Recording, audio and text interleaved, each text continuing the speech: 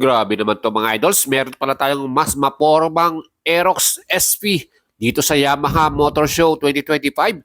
At meron siyang mga genuine accessories na pwede mo na rin mabili sa kanila.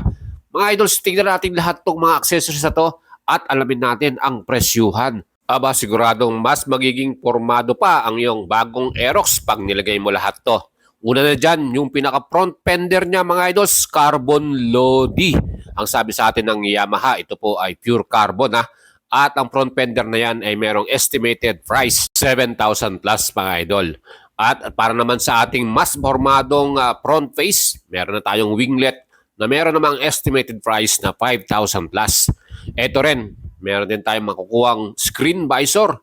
At ang estimated price nito ay 1,000 plus mga idol. Plus, meron pa tayong MotoGP inspired na handguard cover. Ano? Aba, mas 40 palalo. Ay meron mang price estimated lang to, 2,000 plus. Meron ding adjustable set na to na lever para sa ating front and rear brake. Aba mga idol, anong masasabi mo rito sa mga dinagdag na accessories na Yamaha, no? Kursunada mo bang bilhin yan mga idols? Siyempre, pag kayo naman ay bibili ng bagong Aerox SP, meron tong suggested retail price na 163,900.